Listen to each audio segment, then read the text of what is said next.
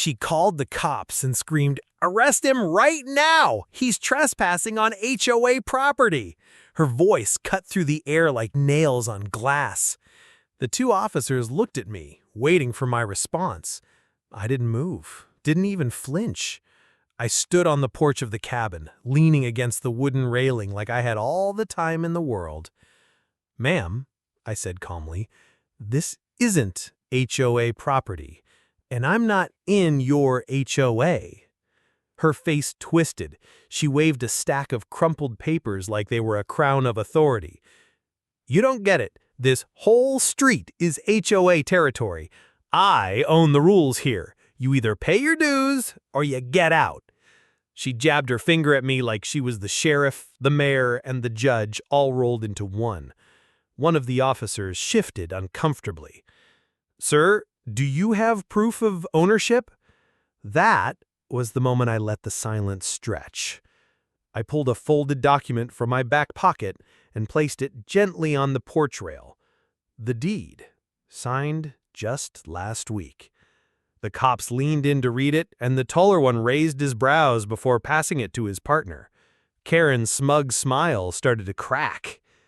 "You're mistaken," I said, lowering my voice so even the wind seemed to hush. "This isn't your HOA anymore. You've been bossing around your own landlord." Her face drained of color. The officers stepped back, eyes wide as if they just realized they were standing in the middle of something much bigger than a neighborhood complaint.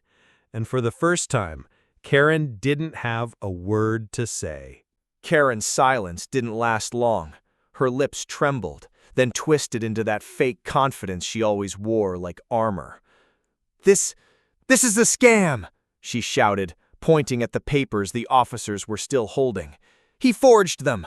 Nobody buys property here without my approval!" The shorter cop raised an eyebrow. "Ma'am, that's not how ownership works." Her voice cracked louder. "You don't understand! I run this street! I decide who stays and who leaves!" I almost laughed, but instead I took a slow step forward. "You've been bullying these neighbors for years, haven't you? Towing cars, writing fake fines, threatening families." My eyes swept toward the row of houses. Curtains shifted. A few doors cracked open. Neighbors who had always kept their head down were suddenly peeking out, curious, watching. Karen's face reddened as whispers started. She could feel the tide turning, and desperation seeped into her tone. "Officers, arrest him! He's lying! He's dangerous!" The taller cop folded the deed and slipped it back to me. His jaw tightened. "Ma'am, everything here checks out. He's the rightful owner." Karen's mouth opened, but no words came out. Just as the silence stretched too long, I pulled out my phone and tapped the screen. You want proof?" I asked, tilting it so everyone could see. A video played. Karen herself, 2 weeks ago, pounding on my cabin door and screaming about how she'd own this land soon. She didn't realize my security cameras caught every second. Gasps spread through the watching neighbors. Karen lunged forward trying to snatch the phone, but the cop's hand shot out, stopping her cold. And in that frozen moment, every person on the street knew.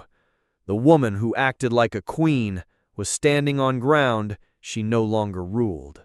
Karen froze, her arms still caught by the officer's grip, but her eyes burned into me. "You think a piece of paper and a silly video make you powerful? You don't know who you're dealing with." Her words were shaky, but she tried to hold her head high. The neighbors muttered among themselves. One man from across the street finally stepped out, crossing his arms.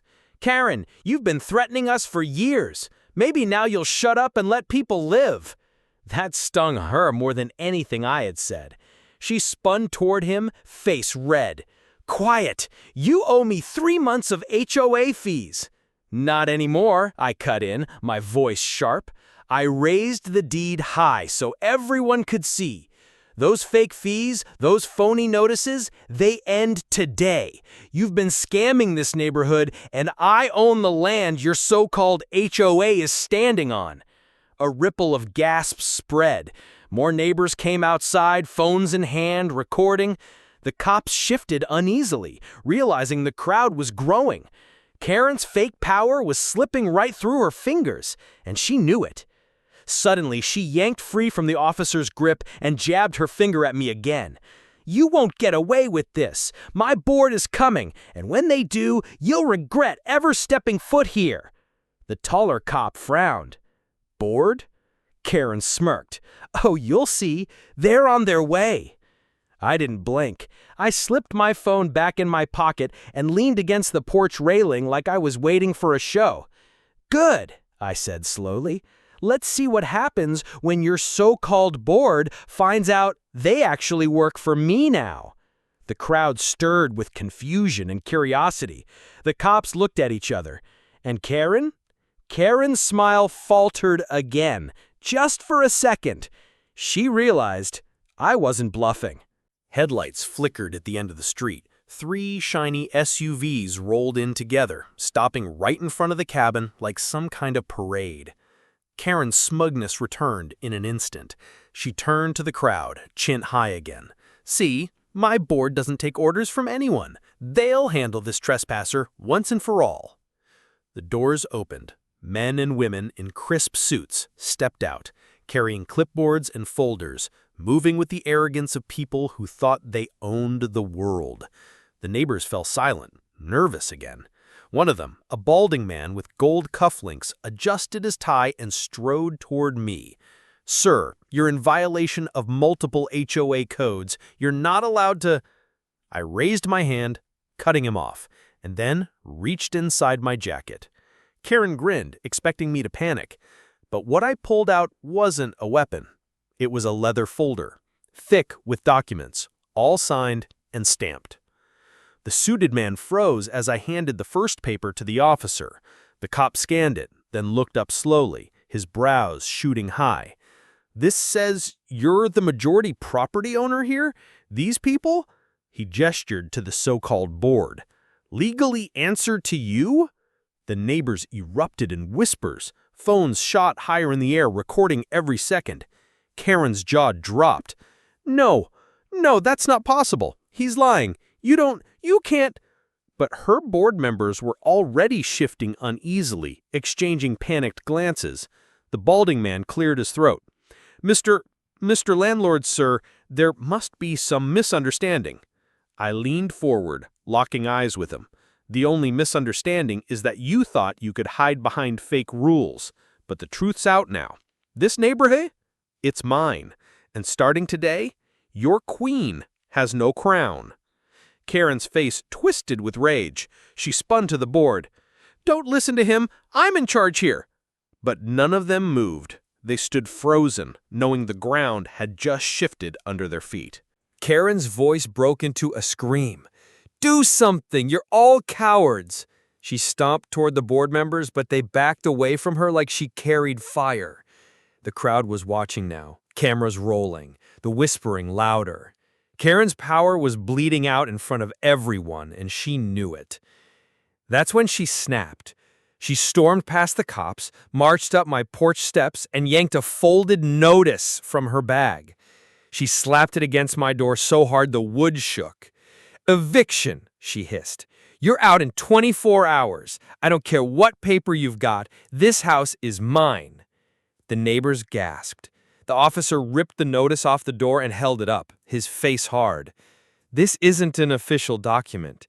It's just a piece of paper you typed yourself." But Karen wasn't listening anymore. She spun to the crowd, shouting wildly, "He's dangerous! He's a fraud! We can't let him stay here!" And then she crossed a line nobody expected. She pointed at the family standing on the sidewalk, a young couple clutching their little girl. "You're next. If he stays, your daughter will lose her home too. I'll make sure of it." The mother gasped and pulled her child close. The father shouted back, "Enough, Karen. You don't scare us anymore." That moment cracked the silence wide open. Neighbors raised their voices, shouting over each other, calling her a bully, a liar, a thief. The power she'd used to intimidate them for years was crumbling in real time. I stayed quiet, letting her bury herself deeper.